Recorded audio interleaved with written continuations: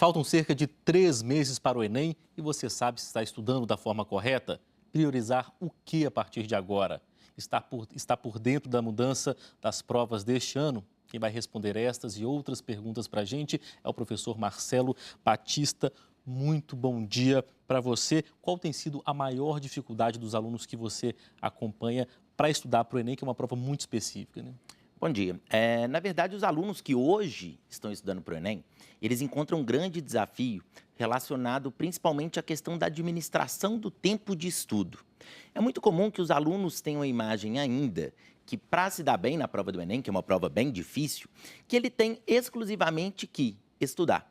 E muitas vezes ele acaba perdendo a chance de se dedicar a outras atividades.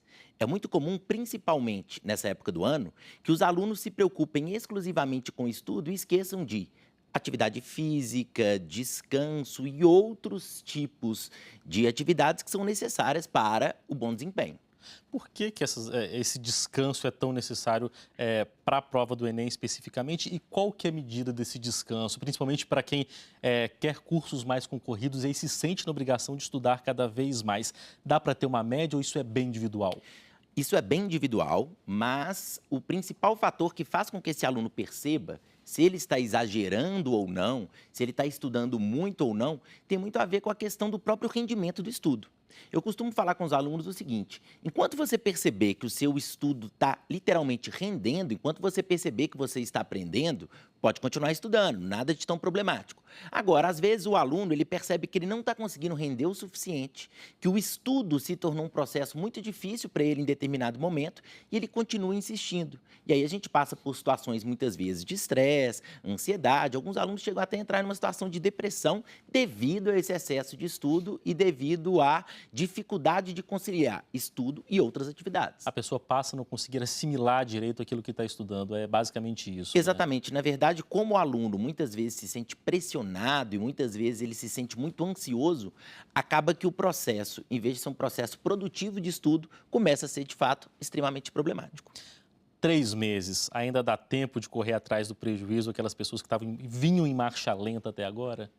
Sempre dá tempo, mas o que a gente costuma dizer para o aluno é o seguinte: claro, o recomendável seria que ele, desde o início do ano, desde fevereiro, estivesse estudando o suficiente. Mas, obviamente, se ele pegar a partir de agora, nesses 3 meses, para se dedicar, principalmente se ele tentar melhorar em determinadas disciplinas que ele talvez tenha mais problemas, é possível sim que haja uma melhora considerável. Óbvio, depende muito do tanto que o aluno já sabe até hoje, né? Então é um pouco relativo dizer a respeito desses 3 meses. Mas nunca é tarde para começar a aprender e para se dedicar aos estudos. Se concentrar, então, nas disciplinas que a pessoa tem mais dificuldade a partir de agora é um bom caminho?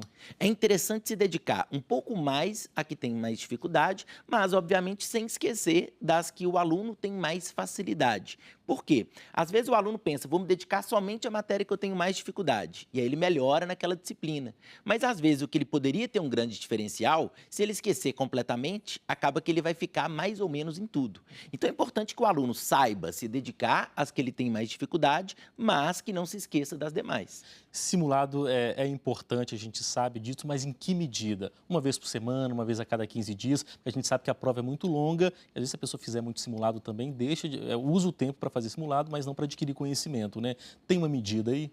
Uma coisa que eu não recomendo é que o aluno faça, por exemplo, simulados toda semana. Porque às vezes ele não vai conseguir ter um crescimento tão grande e ele não vai conseguir entender com perfeição se ele realmente está melhorando ou não. Uma medida interessante para simulados seria de aproximadamente 15 a 21 dias, que aí o aluno tem o tempo de aumentar o conhecimento, de estudar de fato e de perceber se ele tem melhorado ou não. Quais as mudanças da prova desse ano em relação ao ano passado? Bom, neste ano especificamente houve uma mudança de dias da prova, né? Hoje, no primeiro dia, o aluno faz redação junto com a prova de ciências humanas, português, literatura, e no segundo dia ele concentra ciências da natureza e matemática. Então a prova ficou um pouco mais densa no segundo dia e no primeiro dia de prova ele tem uma prova mais direcionada para leitura e escrita especificamente. Redação, que é a sua área, alguma dica de tema? Um tema especificamente é sempre complicado da gente tentar levantar o tema do ano, né? Mas é importante sempre que a gente perceba que o Enem, nos últimos anos, ele tem trabalhado muito questões sociais, muito questões relacionadas ao comportamento do indivíduo.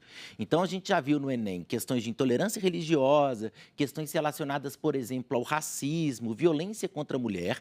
Caso o Enem continue mais ou menos nessa linha, é fundamental que o aluno saiba quais são as grandes questões que têm ocorrido relacionadas à intolerância, quais são os grupos minoritários que hoje têm sofrido por mais preconceito, talvez até mesmo violência. E aí, se o Enem seguir essa mesma linha, é possível que esse tipo de tema apareça novamente. Então tá certo, olha, muito obrigado por sua participação com a gente aqui no Bom Dia Minas, acho que foi muito esclarecedor, um ótimo dia para você. Obrigado, bom dia.